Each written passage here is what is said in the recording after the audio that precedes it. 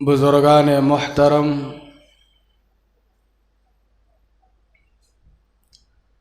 آج اس امت کا رشتہ قرآن سے دور ہوتا ہوا جا رہا ہے۔ آج اس امت کا رشتہ علماء سے دور ہوتا ہوا جا رہا ہے۔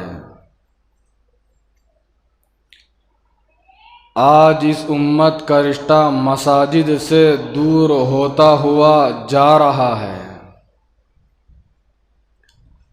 آج اس امت کا رشتہ مدارس سے دور ہوتا ہوا نظر آ رہا ہے۔ آج ہر مسلمان چاہتا ہے کہ میرا بچہ انجینئر بنے۔ آج ہر مسلمان یہی چاہتا ہے کہ میرا بچہ کمشنر بنے۔ آج ہر مسلمان یہی چاہتا ہے کہ میرا بچہ MP بنے۔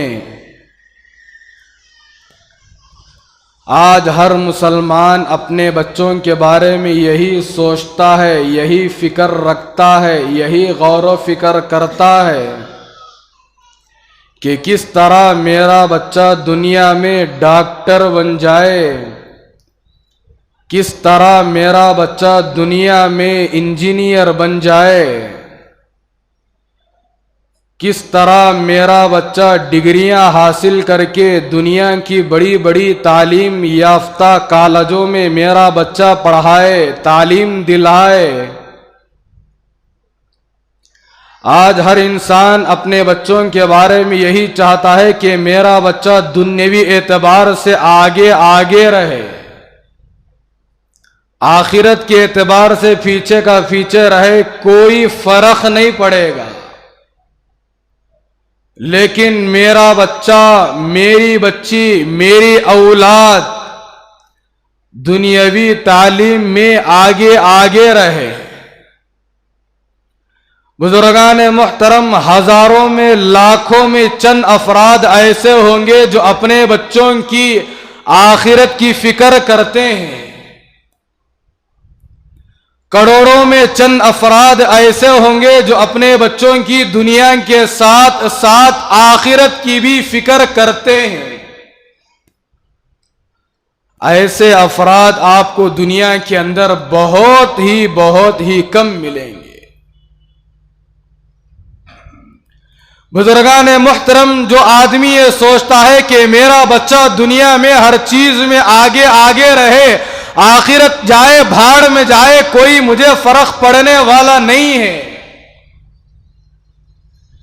میں ان مسلمانوں سے کہنا چاہتا ہوں کہ ذرا کبھی تنہائی میں بیٹھ کر سوچئے کہ آپ اپنے بچوں کو جس چیز کی تعلیم دنیا میں دلا رہے ہیں، جس چیز کی تعلیم کے پیچھے آپ صبح سے لے کر شام تک خون پسینے کو بہا کر اپنے بچوں کو دنیا کی تعلیم دلا رہے ہیں، کبھی آپ تنہائی میں بیٹھ کر سوچئے گا جس تعلیم کو میں دنیا میں پڑھا رہا ہوں، جس تعلیم کو میں صبح سے لے کر شام تک اپنے بچوں کو پڑھانے کے لیے اسکولوں میں بھیج رہا ہوں، کالجوں میں بھیج رہا ہوں، بڑے بڑے یونیورسٹی میں بھیج رہا ہوں، بڑے بڑے گھروں کے اندر ان کو ٹیوشن پڑھانے کے لیے، پڑھنے کے لیے بھیج رہا ہوں۔ بزرگان محترم، میں ان مسلمانوں سے صاف پوچھنا چاہتا ہوں کہ آپ کبھی تنہائی میں بیٹھ کر سوچئے گا جس تعلیم کو آپ دنیا میں پڑھا رہے ہیں، کیا وہ تعلیم آپ کی قبر میں ساتھ آئے گی؟ وہ تعلیم جو آپ کے بچوں کے ساتھ قبر میں آئے گی یا نہیں آئے گی؟ وہ تعلیم جو صبح سے لے کر شام تک آپ اپنے خون پسینے کو بہا کر نہ آپ صبح کو صبح دیکھ رہے، نہ آپ شام کو شام دیکھ رہے، نہ آپ گرمی کو گرمی محسوس کر رہے، نہ آپ ٹھنڈی کو ٹھنڈی محسوس کر رہے۔ بزرگان محترم، مسلمانوں کا طبقہ 90% ایسا ہے جو صبح سے لے کر شام تک اپنے بچوں کی تعلیم کی فکر کر رہا ہے، ارے وہ کون سی تعلیم ہے؟ دنیا کی تعلیم ہے، وہ تعلیم جو دنیا ہی تک محدود ہے۔ بزرگان محترم، آج کتنے مسلمان ایسے ہیں اپنے بچوں کو بڑے بڑے اسکولوں میں تو داخلہ دلوا رہے ہیں، بڑے بڑے کالجوں میں تو داخلہ دلوا رہے ہیں، بڑے بڑے یونیورسٹیوں میں ان کا داخلہ دلا رہے ہیں۔ بزرگان محترم، معاف کیجئے گا، بہت سارے مسلمان آج بھی اس امت کے اندر ایسے جو اپنے بچوں کو حافظ قرآن بنانا نہیں چاہتے، اپنے بچوں کو قرآن مجید کی تعلیم دلانا نہیں چاہتے، اپنے بچوں کو احادیث رسول کی تعلیم دلانا نہیں چاہتے، اپنے بچوں کو مدارس میں داخلہ دلا کر ان کو قال اللہ قال الرسول کی تعلیم پڑھانا نہیں چاہتے۔ بزرگان محترم، وہ یہ سمجھتے ہیں، وہ یہ سوچتے ہیں، اگر میں اپنے بچوں کو مدرسے میں داخل کراؤں گا، اگر میں اپنے بچوں کو مدارس میں داخلہ دلا کر ان کو قرآن مجید کی تعلیم پڑھاؤں گا، احادیث رسول کی تعلیم دلاؤں گا، بزرگان محترم، امت کا ایک نوجوانوں کا طبقہ، ایک جاہل قسم کا طبقہ یہ کہتا ہے کہ میرا بچہ اگر مدرسے میں پڑھے گا تو پیٹ بھر کے کھانا کہاں سے کھائے گا؟ بزرگان محترم، میں خدا کی قسم کھا کر منبر رسول پر بیٹھ کر یہ بات بتاؤں تو جھوٹا ہو نہیں سکتا، آج اللہ پاک جتنی اچھی اچھی چیزیں علماء کو کھلاتا ہے، شاید کہ وہ کسی مالدار کو نصیب نہیں ہو۔ آج اللہ پاک حفاظوں کو، علماء کو، جو قرآن مجید کی تعلیم حاصل کر رہے ہیں یا کر چکے ہیں یا جو پڑھ رہے ہیں، اللہ پاک ان حفاظوں کو، ان علماء کو جتنی اچھی اچھی چیزیں کھلاتا ہے، بزرگان محترم، شاید کہ بڑے سے بڑے مالدار کو بھی وہ چیزیں نصیب نہیں ہوتی۔ یہ اللہ کا دین ہے۔ مدارس میں 3 سال لگ جاتے ہیں بچے کو حافظ قرآن بننے کے لیے۔ یہ اور بات ہے کہ بعض بچے ہوتے ہیں جن کا ذہن اچھا ہوتا ہے، اللہ پاک ان کو 6 مہینوں میں حافظ بنا دیتا ہے، کسی کو 1 سال حافظ بنتے بنتے لگ جاتا ہے، کسی کو 3 سال 4 سال، یہاں تک بزرگان محترم 10 سال ہو جاتے ہیں حافظ قرآن بننے کے لیے۔ یہ قرآن مجید سیکھنے کے لیے اپنی زندگیوں کو کھپا دیتے ہیں۔ عالم بننا، حافظ بننا کوئی آسان کام نہیں ہے۔ حافظ بننا، عالم بننا، مفتی بننا، فاضل بننا، بزرگان محترم، یہ کوئی معمولی کام نہیں ہے، یہ کوئی اتنا آسان کام نہیں ہے کہ 1 ہفتے میں، 2 ہفتے میں، 1 مہینے میں، 6 مہینے میں بچہ مدرسے میں داخلہ لے کر حافظ قرآن بن کر کے نکل جائے، 1 سال میں عالم دین بن کر نکل جائے۔ بزرگان محترم، حافظ بننے کے لیے دن رات مسلسل محنت کرنا پڑتا ہے، عالم دین بننے کے لیے مسلسل 8 سال 10 سال محنت کرنا پڑتا ہے۔ مدرسوں کے اندر بزرگان محترم 8 سال پڑھنا پڑے گا، تب جا کر آپ عالم بن کر باہر نکلتے ہیں۔ 8 سال مدرسے کی تعلیم جب آپ پڑھیں گے تو 8 سال آپ کو مدرسے کے اندر دال ہی دال کھانا پڑے گا۔ جتنا مجاہدہ، جتنی قربانیاں، جتنی مصیبتیں، جتنی تکالیفیں ایک حافظ اور ایک عالم مدرسے میں برداشت کر کے حافظ بن کے نکلتا ہے، عالم بن کے نکلتا ہے، بزرگان محترم، جب وہ خدمت کرنے کے لیے میدان میں قدم رکھتا ہے تو اللہ پاک اس کو ایسے چیزوں سے اس کو نوازتے ہیں شاید کہ زندگی میں اس کا کبھی تصور بھی نہیں ہو سکتا۔ آپ نے سنا ہوگا کہ بڑے بڑے مالدار ہیں جن کے پاس بینکوں میں لاکھوں روپے موجود ہیں، لیکن کوئی ایک چھوٹی بیماری اللہ پاک نے ان کو دے دیا، ڈاکٹروں کے پاس جاتے ہیں تو ڈاکٹر لوگ کہتے ہیں کہ آپ کو ان چیزوں سے پرہیز کرنا پڑے گا، ارے کہتے کہ نہیں کہتے ڈاکٹر، کسی کو کینسر کا بیمار، اللہ ہم سب کی حفاظت فرمائے، اگر کسی کو کینسر کی بیماری آ گئی اور بھی بہت سارے بڑے بڑے بیماریاں بزرگان محترم آج وجود میں آ رہے ہیں جس کا ہم تصور بھی نہیں کر سکتے، اتنی بڑی بڑی بیماریاں آ رہی ہے جس کا کوئی دور دور تک علاج سمجھ میں نہیں آ رہا۔ اللہ پاک ایسی بیماریوں سے ہماری بلکہ پورے امت مسلمہ کے اللہ سب کی حفاظت فرمائے۔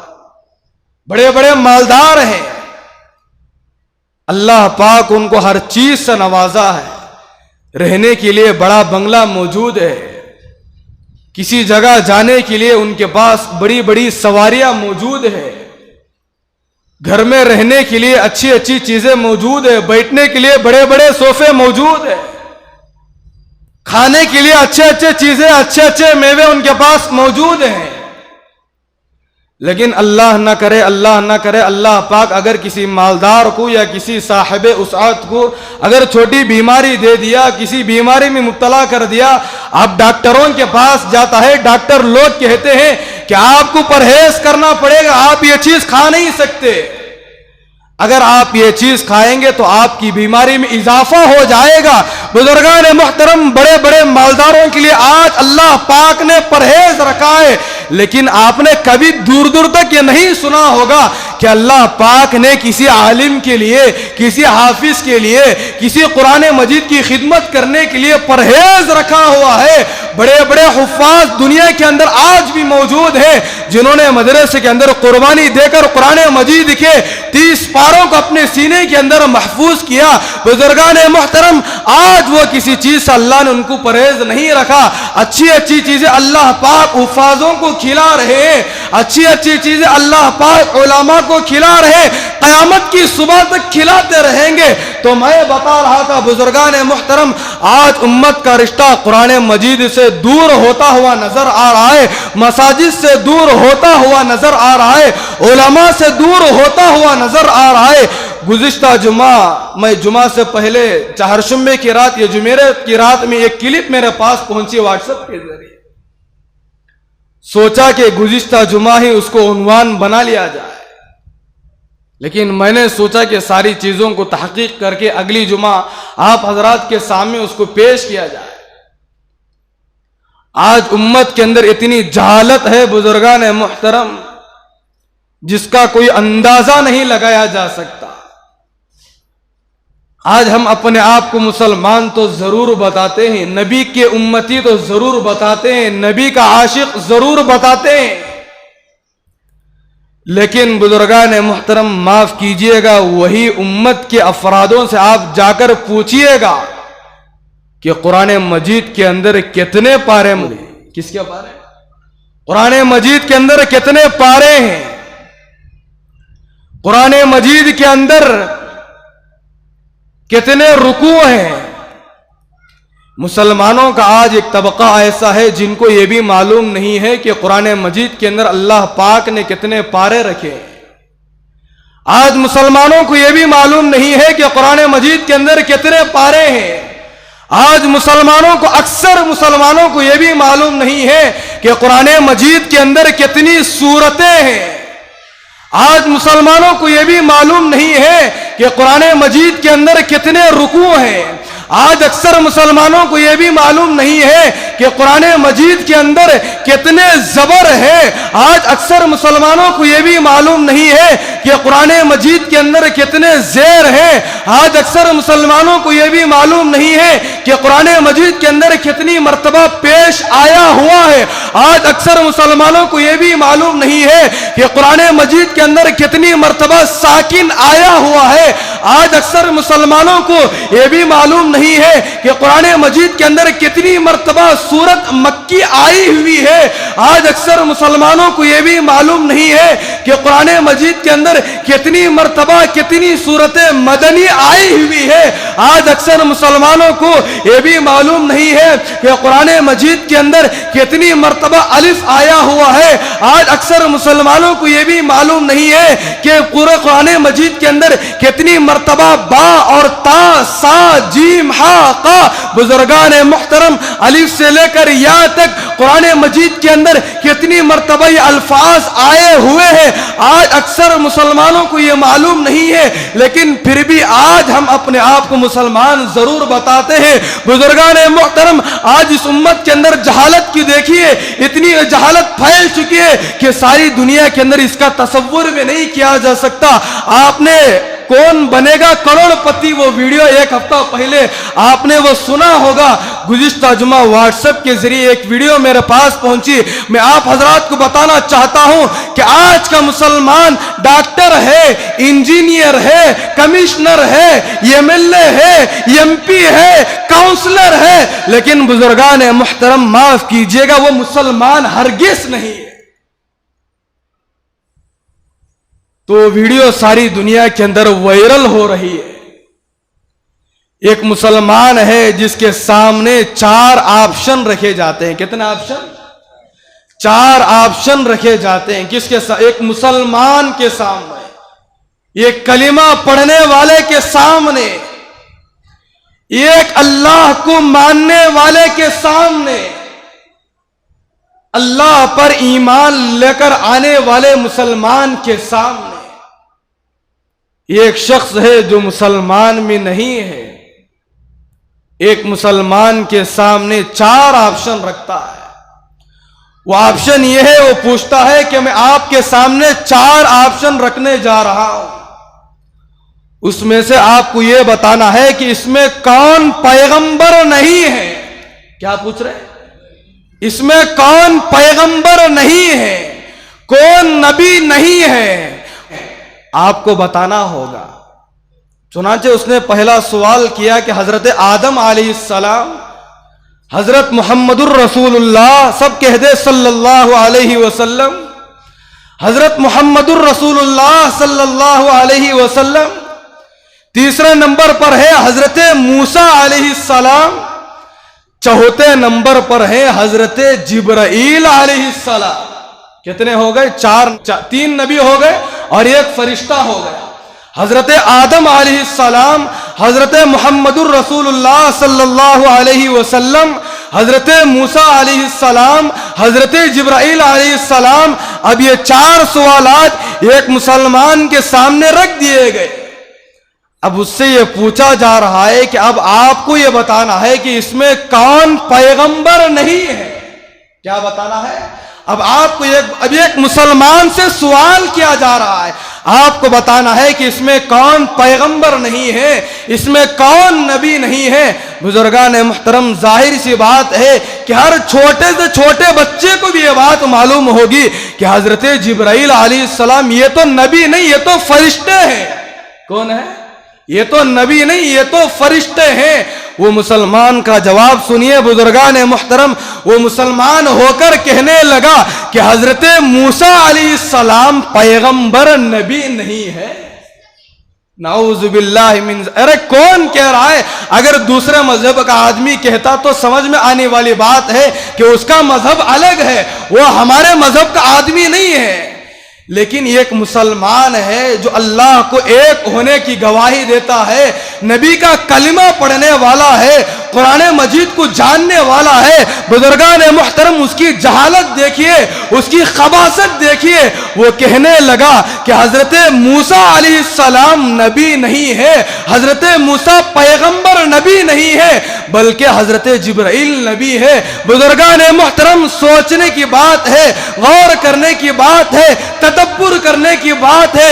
आज मैं और आप अपने बच्चों को हाफिज बनाने के बजाय, अपने बच्चों को आलिम दीन बनाने के बजाय, मैं ये नहीं कहता बुजुर्गान मुहतरम आप स्कूल मत पढ़ाइएगा, आप अपने बच्चों को तालीम मत दिलाइएगा, आप अपने बच्चों को बड़े बड़े कॉलेजों में, यूनिवर्सिटी में दाखिले मत दिलाइएगा। बुजुर्गान मुहतरम, मैं ये नहीं कहता आप अपने बच्चों को दुनियावी तालीम भी जरूर दिलाइएगा, قرآن مجید کی تعلیم بھی ضرور دلائیے گا. کہیں ایسا نہ ہو کہ جب ہمارا انتقال ہو جائے, جب مجھے اور آپ کو قبر میں رکھ دیا جائے, اب ہمارے بچے کو کوئی یہ کہے کہ آپ اپنے والد صاحب کے لیے, اپنے والدہ کے لیے سورہ فاتحہ پڑھ کر بخش دیجئے, 4 قل پڑھ کر بخش دیجئے. اگر اس وقت ہمارا بچہ ڈنکی کی چوٹ پر یہ پوچھے کہ سورہ فاتحہ کیا ہے, بزرگان محترم, بچہ بعد میں بدنام ہوگا, اس سے پہلے ماں باپ بدنام ہو جائیں گے, اس سے پہلے ماں باپ رسوا ہو جائیں گے, اس سے پہلے ماں باپ ذلیل ہو جائیں گے. ساری دنیا والے کے لوگ یہی کہیں گے, ارے دیکھو اس کے بچے کو تو یہ ڈاکٹر بنا دیا, اس کے بچے کو یہ انجینئر بنا دیا, اس کے بچے کو یہ بڑے بڑے کالج میں داخلہ دلا کر اپنے بچے کو پڑھانے کے لیے قرض لے کر اچھی سے اچھی تعلیم دلا دیا, لیکن اس نے اس بچے کو حافظ قرآن نہیں بنایا, اس نے اس بچے کو مکتب میں بھیج کر قرآن مجید کی تعلیم نہیں دلایا. افسوس ہے, تف ہے ایسے بچوں کے اوپر. دنیا سے باپ چلا گیا, لیکن بچہ ایسا ہے نماز میں کھڑے ہو کر سورہ فاتحہ پڑھ نہیں سکتا. باپ کے انتقال کے بعد قبر کے پاس کھڑے ہو کر سورہ فاتحہ پڑھ کر بخش نہیں سکتا. 4 قل پڑھ کر اپنے باپ کے لیے, اپنی ماں کے لیے پڑھ کر بخش نہیں سکتا. بزرگان محترم, کبھی آپ تنہائی میں بیٹھ کر سوچی گیا, آپ میں جس چیز کی تعلیم میں اپنے بچے کو دلا رہا ہوں, کیا یہ تعلیم قبر کے اندر کام آئے گی؟ کیا یہ تعلیم میدان محشر میں کام آئے گی؟ کیا یہ تعلیم میدان محشر میں پل صراط پر بجلی کی طرح پار کرا کے کیا جنت میں لے کر پہنچائے گی؟ بزرگان محترم, آپ دنیا کی تعلیم جتنی بھی اچھی پڑھائے, آپ اپنے بچوں کو جتنی اچھی تعلیم دلائے, بزرگان محترم, رب کعبہ کی قسم, یہ تعلیم کے ذریعے دنیا میں تو آپ کو عزت ضرور ملے گی, دنیا میں تو آپ کو شہرت ضرور ملے گی, لیکن بزرگان محترم, قیامت کے دن میدان محشر میں رب کعبہ کی قسم اس چیز کا ذرہ برابر بھی آپ کو کوئی فائدہ نہیں ملے گا. اگر قبر میں کوئی چیز کام آنے والی ہے تو صرف اور صرف قرآن مجید کی تعلیم ہمارے قبر میں کام آنے والی ہے. اس لیے میں بارہا اکثر نوجوانوں سے کہتا ہوں, بلکہ پورے مسلمانوں سے اپیل کرنا چاہتا ہوں, اس یوٹیوب کے ذریعے جتنی دور تک میری بات جائے, میں تمام مسلمانوں سے کہنا چاہتا ہوں کہ آپ اپنے بچوں کو دنیا کی تعلیم کے ساتھ ساتھ آخرت کی بھی تعلیم ضرور دلائے. آپ اپنے بچوں کو دنیا کی تعلیم کے ساتھ ساتھ قرآن مجید کی بھی تعلیم ضرور دلائے. آپ اپنے بچوں کو دنیا کی تعلیم کے ساتھ ساتھ روزانہ آدھا گھنٹہ یا 1 گھنٹہ مکتب میں اپنے بچے کو ضرور بھیجیے گا. علماء کے مجالس میں ان بچوں کو ضرور بٹھائیے گا.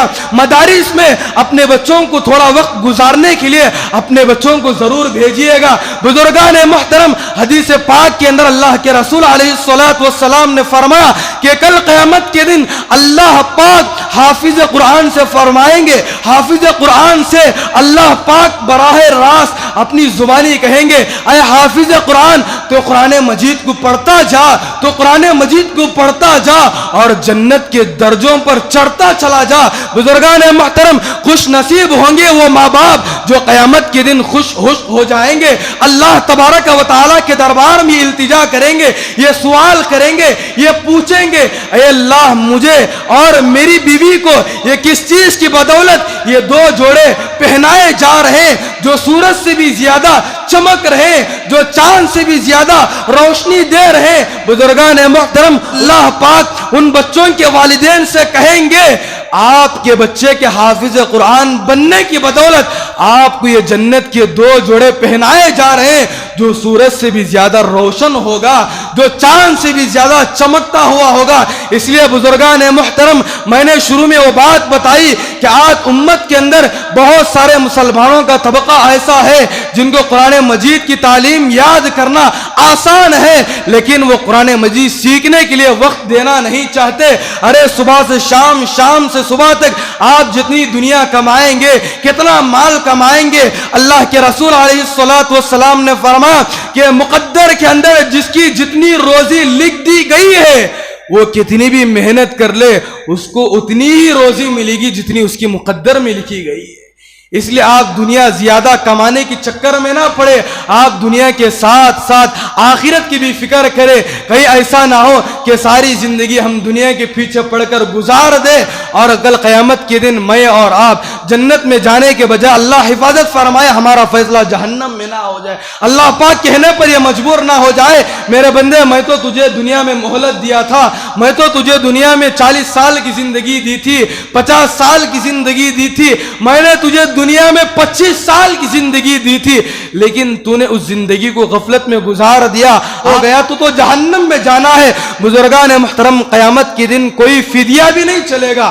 آج اگر کوئی انسان چوری کر لے، کسی کا مال اٹھا کر ہڑپ کر لے، اگر پکڑا جائے تو ایک عذر کے ذریعے بچ سکتا ہے. اگر کوئی سامنے والے کو مال دے دے اور یہ کہے کہ میں نے چوری کیا ہے، اس کے بدلے میں آپ کو 1 لاکھ روپے دے رہا ہوں، 2 لاکھ روپے دے رہا ہوں، بزرگان محترم وہ 2 لاکھ روپے دے کر چھوٹ تو سکتا ہے، لیکن اللہ نہ کرے قیامت کے دن اگر کسی کا فیصلہ جہنم کا ہو گیا، بزرگان محترم ہم مال دے کر جہنم سے چھٹکارا حاصل نہیں کر سکتے.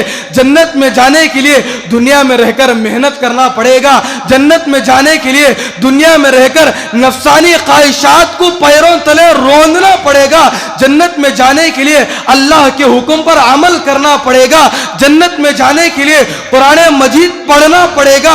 جنت میں جانے کے لیے قرآن مجید کو سیکھنا پڑے گا. جنت میں جانے کے لیے اللہ کے رسول علیہ الصلوۃ والسلام کی سنتوں پر عمل کرنا پڑے گا.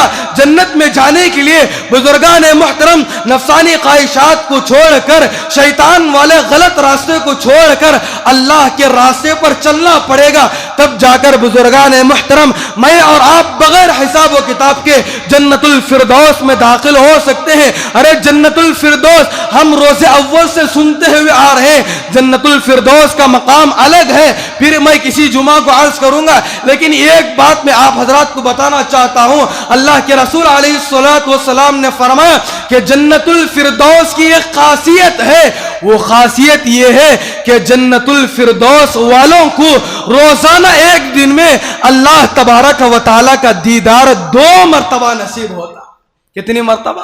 جنت الفردوس کی یہ خاصیت ہے بزرگان محترم. جو آدمی جنت الفردوس میں داخل ہو گیا، جس کو اللہ پاک اپنے فضل و کرم سے، اپنی رحمت سے، اگر اللہ پاک کسی کو جنت الفردوس میں داخلہ عنایت کر دیا، داخلہ عنایت فرما دیا، اللہ کے نبی نے فرمایا صبح میں بھی اس کو اللہ کا دیدار ہوگا، شام میں بھی اس کو اللہ کا دیدار ہوگا. دعا فرمائے کہ اللہ پاک مجھے اور آپ کو جتنی زندگی ہماری باقی ہے، اللہ پاک مجھے اور آپ کو قرآن مجید سیکھتے ہوئے زندگی گزارنے کی توفیق عطا فرمائے. قرآن مجید سیکھ کر اپنے سینوں میں محفوظ کرنے کی ہم سب کو توفیق عطا فرمائے. اللہ پاک مجھے اور آپ کو قرآن پڑھنا ہمارے لیے آسان فرمائے. اللہ پاک مجھے اور آپ کو بلکہ پورے امت مسلمہ کو اللہ پاک اپنے فضل و کرم سے بغیر حساب و کتاب کے جنت الفردوس میں داخلہ عنایت فرمائے. آمین. وآخر دعوانا ان الحمد للہ رب العالمین.